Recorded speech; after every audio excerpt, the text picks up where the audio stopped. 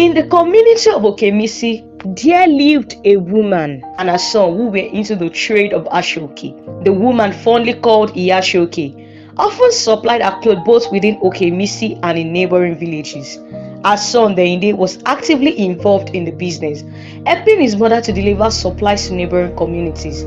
One day, Deinde went to a neighboring village called Oluwatedu to supply ashoke to some of their customers. After finishing his deliveries for the day, he wanted to drink some water before starting his journey back to Okemisi. At the stream in Oluwatedu, he saw a few people, some fetching water, some washing. He greeted them, "Eku ishe o," and they replied in kind. Then he bent down and drank some water. As he stood up, he noticed a young lady at the stream, placing a calabash on her head. Her name is Adunni. She's very beautiful. Their eyes met and they stared at each other for a moment. Just as Deinde was about to speak, something strange happened. Adunni fell down, her calabash broke, and she began having an epileptic seizure. Deinde, who has never seen such a thing before, stepped forward to help, but the people at the stream shouted at him to stay back. One of the bystanders rushed to call Adunni's father, who quickly ran to the scene. Upon arriving, he scolded her. "Adunni, I told you not to fetch water, but you wouldn't listen. I said your mother would fetch it when she returned from the market. You insisted on relieving her. Now see the outcome." Then they watched from a distance. Some people at the stream muttered among themselves, and one of them called her Acheomo. When Adunni was calm, her father took her home. As they left, the people at the stream continued to whisper, "Adunni oni warapa." Then they returned home to Okemisi, but Adunni's face refused to leave his mind.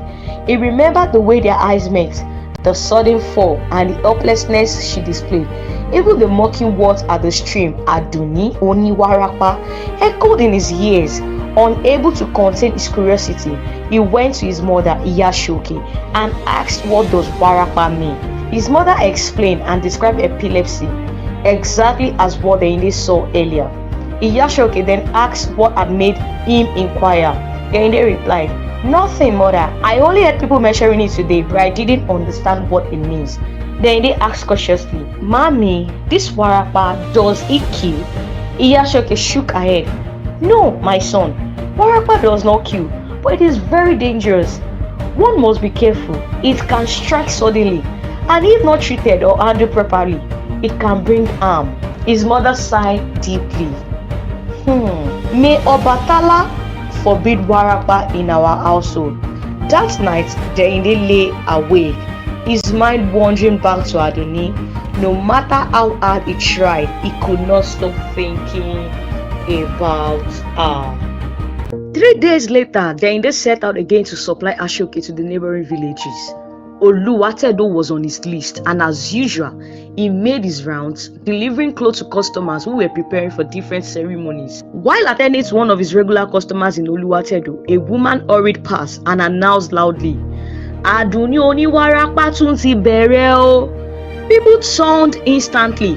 One of the men nearby, an older trader, asked her, "Ìyá Àjọkẹ́, níbo lọ́tẹ̀ yìí? Ọjà ni o."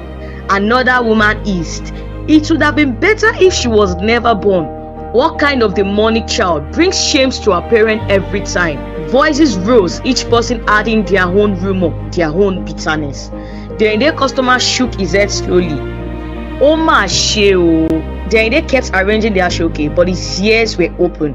After a moment, he asked quietly, "Kí o sábà máa ń fa warapa rẹ̀?" The man sighed deeply. "My son, who knows? Since it started, rumors have been flying everywhere. Some said she is possessed. Others said she's a cursed child. Some even claim she swallowed lizard when she was young. Others blame her mother, saying she worked at odd hours during pregnancy. Wojare ọmọdé yìí, people will always have something to say." Deinde nodded, absorbing every word. After a moment of silence, he said softly, "And yet, she is very beautiful." His customer looked up sharply. "Ah, very, very beautiful. If not the finest girl in our town. But how do you know she is beautiful? Have you met her?" Then they nodded quietly, his mind drifting back to the stream. When they finished discussing Adunni, the man cleared his throat and said, "Tell Iyashoke not to forget my order for the forthcoming Odun Repo. I want it ready before the festival, and I want to personally invite you to the forthcoming Odun Repo. Be my guest." Then they replied, "But Baba, Odun Repo is everywhere now." The old man smiled. "I know it is everywhere, but the one in Oluwatedo is different." "How?" Then they questioned. The man leaned forward. "Every year, everyone in Oluwatedo go to the central shrine to celebrate. This celebration carries a certain ashe." "Really?" the Inde murmured. But as the man spoke, the Inde thought had already drifted away, straight to Adunni. If he graced the event, he might just see her again. The Inde agreed, packed his remaining clothes, and went home. The season of Odun Repo had finally arrived among the Yoruba people. It was a time of celebration that drew children, youth, and adults alike. Even those living in the city often returned home to join the festives. Homes were filled with the aroma of special foods, vibrant clothes, and joyous chatter. People of different status celebrated together, each family showcasing their distinct clothes and traditions. For Iyashoke, this was the busiest time of the year. Orders for Ashoke poured in from neighboring towns, and her supplies had to meet the demand. It was also the season when her son they proved invaluable, delivering clothes to every customer without a single complaint. The night before Odun Repo, as the town buzzed with excitement and most people could hardly sleep, Iyashoke and the son sat together and chit-chatting about the success of the supply and not disappointing any of their customers. She also praised her son Deinde for his unwavering support in the business. Deinde also appreciated her for her dedication. Then he said, "Mommy, may I seek your permission on something?" His mother responded, "What is it?" And he said he would be glad if his mother could permit him to go and celebrate Odun Repo in Oluwatedo. Iyashoke's eyes widened in surprise. "Why Oluwatedo? The celebration is everywhere. Why would you want to go there?" Then they explained, "One of my customers asked me to join them in the celebration and I would love to attend." His mother chuckled softly. "Are you sure he's your customer or you have a mission there?" Then they smiled. "Iyashoke, it is my customer that have invited me." Iyashoke responded, "Koburu, go and celebrate with your customer, but make sure you don't keep me waiting. Return as quick as possible." "Yes, ma," he replied with a grin. "I will return before you start searching for me." The next morning, they left home early. The road to Oluwatedo was already busy because of the festival. Children ran around, drums sounded from different directions, and the smell of all kinds of food filled the air. As he walked into the village, he saw families decorating their houses with colorful clothes and preparing food for visitors. His customer welcomed him with a happy smile. "I am glad you came, Deinde. Today will be full of music, dancing, and plenty of food. Very soon we will head to the central shrine where the main celebration takes place." When they reached the shrine, everywhere was bright, lively, and filled with people, sitting according to their household, each group with its guests. Deinde immediately searched the crowd. He spotted Adunni's father, whom he had met once before. Beside him stood a woman in matching ashoke, her mother, no doubt, but Adunni herself nowhere in sight.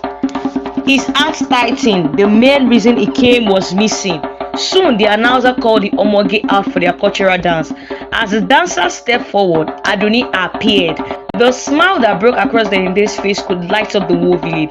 For a moment, the drums, the crowd, the noise, everything disappeared. He watched only her. Something warm rose in his chest as he danced with grace and confidence. When the dance ended, Adunni went behind the stage to catch her breath. The Inde followed quietly and approached her with a small smile.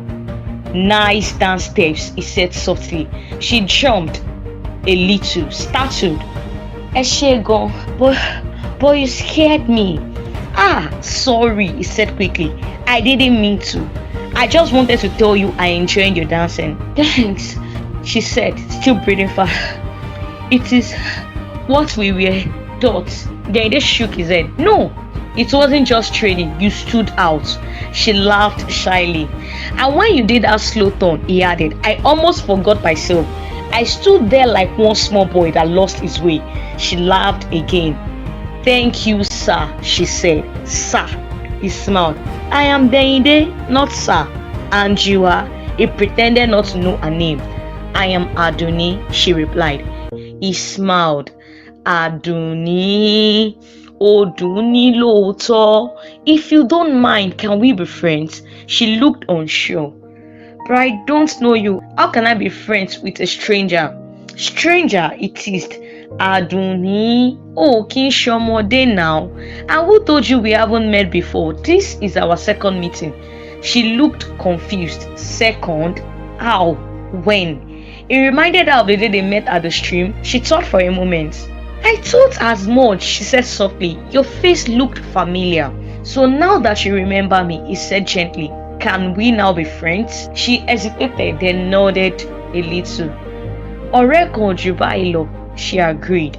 Just then her mother called loudly, "Adunni, Oya o, ilé yá." They both turned. "I have to go," Adunni whispered, and they shared one last shy smile before she walked away. A few days after the festival, Deinde decided to visit Adunni. When he arrived at her compound, he found her mother sitting outside sorting vegetables into a woven tray. He greeted her respectfully. "Ẹ káàsán ìyá wa." She looked up. "Ta ló béèrè?" "I am looking for Adunni," he said. "Láti bo?" she asked. "Ọ̀rẹ́ mi ni ìyá wa," he replied gently. Adunni's mother called out her name. "Adunni, bóde o, ó lálejò." Adunni stepped out, surprised to see him. Her mother asked, "Ǹjẹ́ o mọ arákùnrin yìí rí?" For a moment, her eyes widened, then she quickly composed herself. Yes, ma. Bẹ́ẹ̀ni ma. Mo mọ̀," she said, defending him before any suspicion could grow. Her mother nodded and rose to continue her walk inside, leaving the two of them alone. Adunni turned to him. "What are you doing in our house?" she asked, trying to sound firm. "I came to check on you," Deinde said simply. "How did you even know my house?" she pressed. He smiled a little. "Once I know your name, locating your house is the smallest thing." She shook her head. "But I barely know you, and yet you talk like someone who has known me for years. What do you want from me?" Deinde laughed softly. "Adunni, at least offer me a seat first." She sighed. And pointed to a wooden bench. "Sit down then." He sat and she sat beside him. Then Deinde spoke, voice low and honest. "I've been thinking about you since the day we met at the stream." Deinde began softly. "And after the festival, it only became stronger. I like you, Adunni. I want us to be together." She quickly cut in, her brows tightening. "Together in what sense?" Deinde exhaled slowly. "Let me be factual. Since the first day I set my eyes on you, you have been on my mind. I think I'm in love with you." The words hung in the air. Adunni stiffened immediately. She lifted her palm gently in front of her, signaling him to stop. "Don't," she said quietly. "Don't you know my condition? Who will want to be with a woman like me? Forget it, it won't work." "Adunni," he said, turning toward her, "that you have epilepsy, does it change that you are human? Does it make you different?" Your laughter. I saw your seizure that day with my own eyes. It wasn't a story someone told me. I experienced it, and I still came back. I am fully aware of what I am saying, and I am ready to stay with you all through." She swallowed, her eyes softening. "Which household are you from in our community?" she asked quietly. "I am not from Oluwatedo," he said. "I am from Okemisi." "Aha! Now I understand," she said, her expression changing. "At my age, do you think I'm supposed to be single? I should be married by now, but my condition has pushed everyone away." She looked down, voice tightening. "In the whole of Oluwatedo, nobody wants their son near me. You are only saying all these sweet words because your parents don't know anything yet." Her eyes lifted to meet his. "Now, go home and tell your family about my condition. Let's see if they will permit you. If they accept me, then I will gladly accept you." Before he could speak again, she stood up abruptly and walked inside, leaving Deinde sitting on the bench, staring after her. A few days passed before Deinde returned to Oluwatedo. This time, he didn't come empty-handed. He carried a small bundle gift for Adunni, and among them, a beautiful piece of ashoke. When Adunni stepped outside and saw him, her words went directly to him. Deinde, what have you come to say now? Deinde smiled gently. Adunni, mani suru. Can't you even welcome me? Welcome you? She replied, frowning. Well, I don't even remember inviting you over here. Anyways, I came bearing good news. My mother has given her blessings. She even asked me to give you this gift as a symbol of her acceptance, he said. Adunni's eyes widened in surprise. You mean all these gifts for me? He nodded, smiling warmly. She leaned forward, saying, Deinde, did your mother truly give a blessing? She Odailuju? Of course, I am sure, he replied. She knows everything now. Joy washed over her face, so bright it almost glowed. So when am I supposed to meet her officially? Deinde laughed lightly. Adunni, ni kokwe. As they settled on the bench, she asked one question that had been on her mind. All these times you come to our village, were you always coming because of me? He smiled shyly. Not at first. I used to come because of my mother's ashoke business, but after meeting you, the journey has never felt long. They were still talking when her parents arrived at the compound. Adunni stood quickly. Mami, Ekabo. She gestured towards Deinde. This is Deinde. Then she turned proudly to him. And these are my parents. Her parents greeted him warmly, and Adunni didn't waste time sharing the news. Mommy, Deinde didn't just come with his news again. He came bearing gifts. Her parents appreciated him. Her father's eyes narrowed slightly, not in anger but in concern.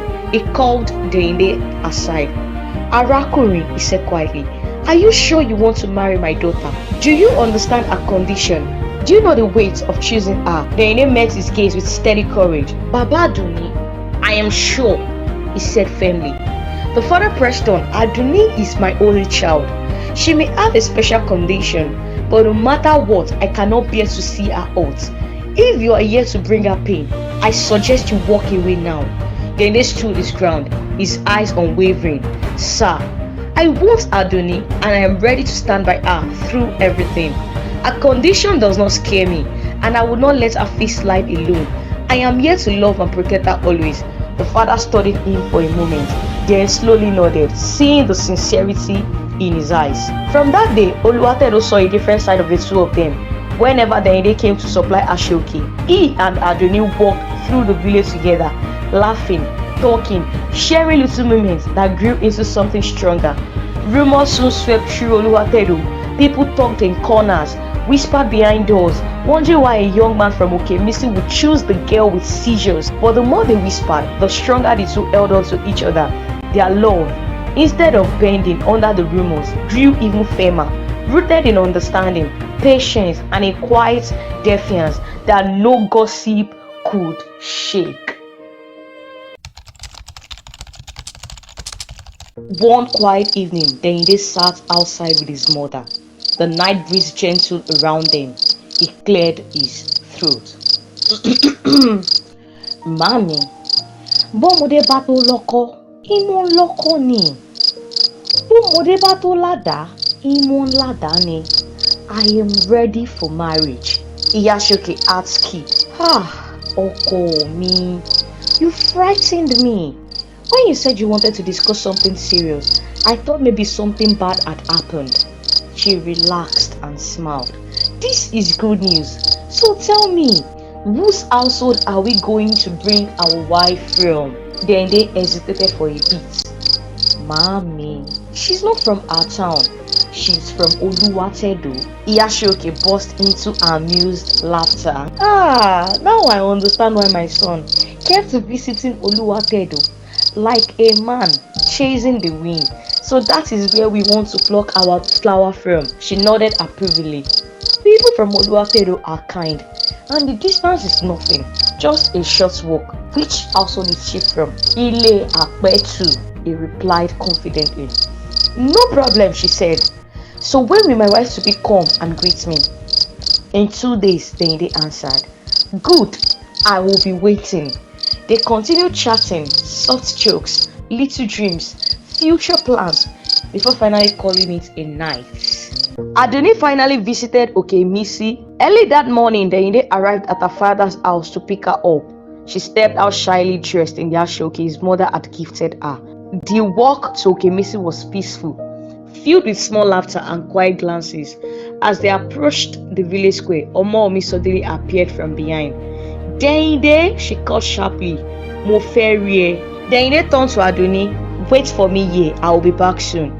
He followed Omomi to a corner. Kí ló fẹ́? He asked, already tired. Omomi folded her arms. You have not answered me since the last time we spoke. I am serious, Deinde. I want us to be together. He shook his head immediately. Omomi, ṣé nǹkan tó fẹ́ sọ nìyẹn? Bẹ́ẹ̀ni, Omomi answered. You see that woman over there? He pointed at Adunni standing quietly under a tree. She's the one I want to spend my life with. I pretended not to hear you the first time, but now you have come again. He sighed. Maybe in the next life we can be together, but in this one I am taken. Omomi stared at Adunni from afar, then back at him. Emi, Omomi, the one every man wants. I am now begging a man to accept me. She hissed sharply. Oju emaja. She walked away angrily, dusting her slippers on the ground. Then they returned to Adunni, took her hand, and they continued their journey. When they arrived at his home, Iyashoke welcomed them with excitement. She had arranged plenty of gifts and prepared different meals to honor Adunni's first visit. Adunni knelt respectfully. Mommy, thank you for everything, especially the ashoke. It must have cost so much. Iyashoke glanced at Deinde in confusion, but smiled politely. You're welcome, my dear, she said. They sat, chatting for a while. Adunni was soft-spoken, grateful, and cheerful. Also after, she politely said, Deinde, please show me where to ease myself. He led her to the small wash area behind the house and waited a little distance away. But on her way back, a seizure began. Suddenly, she dropped to the ground, her body shaking violently. Children ran towards the backyard. Elderly women peeped from their doors. Someone whispered loudly, Warapa you! Deinde knelt beside her, frightened, stretching his neck to check if his mother was coming. In his heart, he prayed, please, let her body come before Mommy sees this crowd. But the crowd grew. Iyashoke, who had wondered why they were taking long, stepped outside. When she saw people gathered behind the house, she rushed there. The sight hit her heart. Adunni on the floor, foaming, twitching. Kire, Deinde, Otikpami, Abalajo, she gasped. Then her eyes widened in realization. No wonder you have been asking me about warapa recently. So this is the reason. Before anyone could speak, Omomi also arrived at the scene. She burst into mocking laughter. So this is who you rejected me for. Oni warapa oshi, she sneered. Finally, Adunni's body calmed. Tears stained her face. Deinde lifted her gently, wanting to carry her inside, but his mother stepped back firmly, blocking the doorway. Kole wole, she said sharply. Return her to where you pick her from. Oni warapo laye ninu ile mi. The word stabbed Adunni deeper than the seizure itself. She looked at Deinde, hot, confused, and broken. I thought she knew, she whispered. I thought she accepted me. Before he could say a word to her, she pulled away and ran. Deinde chased after her, calling her name, but she didn't stop until she reached her home in Obuwate. Every attempt Deinde made to see Adunni ended in disappointment. Her parents insisted he should stay away, their voices cold with hurt and anger. Why lie to our daughter? Why claim your mother accepted her when she clearly didn't? Those words stung him more than anything he had ever had. Deinde fell apart quietly. He stopped assisting his mother with the ashoke business. He missed deliveries. He barely slept. His thought drifted only to Adunni. Is she ever going to forgive me? The man who once moved with confidence now moved like someone carrying a mountain on his chest. And on the other side of the pain, Adunni wasn't doing any better. Her parents noticed how she sat outside for long hours, staring into nothing. They comforted her daily, telling her that if love brought this much pain, maybe it wasn't meant to be, but she knew her heart wasn't listening. As for Yashoke, she remained unmoved. No matter how broken her son became, she refused to give her blessing. Oko me, I won't support this, she repeated over and over. A home must not start with sorrow. Her mind was made of stone. And then there was Omaomi, cycling like someone who smelled opportunity. Instead of letting the Inde breathe, she added more pressure. Since your mother doesn't want her, better come and ask me out before it is too late, she teased, forgetting the wound is still fresh in his heart. It was a heavy moment for everyone, a season of heartbreak, confusion, and emotional storms. That afternoon, while Dende was indoors thinking, he heard the town crier shouting, "Ẹ̀yin ará ìlú òkè mi sí, àwọn oníṣègùn òyìnbó ọ̀fẹ́ ti dé o." They are waiting at the Baale's house. Dende sat up immediately. Curiosity pushed away his worries. He stepped outside and walked towards the Baale's compound. Many villagers were already gathered, forming a long queue. He joined them and waited patiently. When it finally got to his turn, he greeted the doctor politely. "I am not here for a checkup," he said. "I just want to ask some questions." The doctor nodded. "Go ahead." Then he lowered his voice a little. "Sir, please, what is warapa?" The doctor adjusted his glasses. Warapa is what we call epilepsy or seizure in English. Then he hesitated. "Is there a cure? Will it ever go away?" The doctor spoke calmly. "Epilepsy can be managed. Some people may go a long time without any attacks, but we cannot say there is a permanent cure. And even if it disappears for a while, that doesn't mean it is gone forever." He continued. "Most importantly, epilepsy is not spiritual. It doesn't mean someone is possessed or cursed. It is a medical condition, and people who have it deserve love, not fear." Is what hit Dende deeply. It felt like someone opened a window in a dark room. The doctor spent a few more minutes giving him some explanations, telling him signs to look out for and the kind of support epileptic patients need. By the time he stepped out of the Baale's compound, Dende felt lighter. But as he walked home, his heart became heavy again. No matter what he had learned today, no matter what he now knew about epilepsy, it changed nothing in the eyes of his mother. Dende had reached his limits. Days of sleepless nights, the ache in his chest, the shame in the eyes of villagers, the cold distance from Adunni's parents, it all pressed on him like a stone too heavy to carry. That afternoon, when the compound was quiet and the sun was sliding toward evening, he took a long rope in his shaky hand. He stood beneath the old mango tree, tears blurring his sight. His breathing was broken, like someone gasping between sobs. "Adunni," he whispered, "if I cannot be with you, what am I living for?" He lifted the rope, but the door behind him slammed. "Dende!" Iyashoke's voice cracked like thunder. She dropped the basket in her hands and ran towards him, her wrapper almost falling off as he grabbed his leg. "Kí ló fẹ́ ṣe? Dende, you want to kill yourself because of a woman?" She pulled desperately at him, trembling, begging, "Calm down. Ọkọ mi, jọ̀ọ́ torí Ọlọ́run, ṣàánú mi." Dende's voice shook. "Mommy, let me go. I am tired. I cannot breathe again. I'd rather die than live without Adunni. If I stay alive, you will still say no. You will still push her away. You will still make her feel like she's not human." Iyashoke burst into tears. Crowds started gathering. "You want to kill yourself because of a woman? Is it worth it, Dende?" "Yes, mommy, it is worth it. Because you're not putting on my shoe, that is why you're not feeling my pain." "Dende, call me. Please calm down. I will accept her if that is what it takes, not to lose you." Crowd joined in pleading, telling him to please calm down. Dende looked down at his mother, the woman he had loved all his life before he had ever met Adunni. The pain in his eyes was deeper than what she imagined.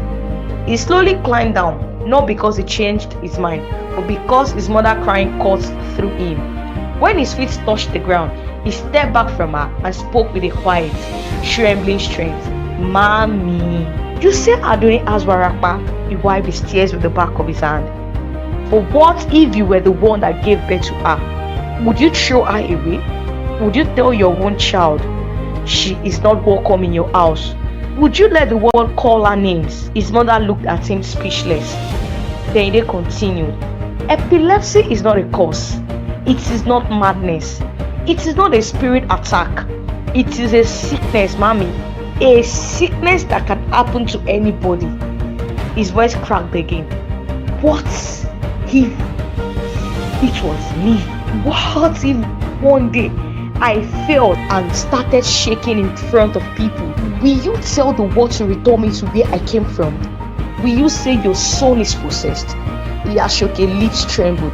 Mommy, hundreds of people like Adunni are suffering because of what our community believes. Parents hide their children. Villagers whisper. Women are abandoned. Men are mocked. And all because we refuse to learn. It took a slow breath. Tears falling again. Adunni is kind. She is gentle. She is pure-hearted. And the only thing she did wrong was having a condition she did not choose. Silence fell between them, heavy but holy. Then they knelt before his mother, something he had never done before. Mommy, ẹ jọ̀wọ́, if I lose her because of you, I will never heal. He pressed his forehead to the ground. I am begging you, let us stop this superstition. Epilepsy is not a cause. It is a sickness. Adunni deserves love, just like anybody else. Iyashoke collapsed beside him, crying uncontrollably, because for the first time, she finally understood. Then and his mother traveled to Oluwateru the next day. Upon arriving, they went straight to Adunni's house with calm words and steady hearts. Iyashoke spoke to Adunni's parents, explaining her son's love and assuring them of his sincerity. They also apologized to Adunni and her parents. He gently educates them about epilepsy, insisting that Adunni's condition was no reason for shame or fear. He reminded everyone that mockery and superstition only hurt people like her. Moved by their words and sincerity, Adunni's parents gave their blessings. Everything finally settled. Smiles returned and the tension dissolved. Then they held Adunni's hand and the two families shared a quiet moment of understanding and relief.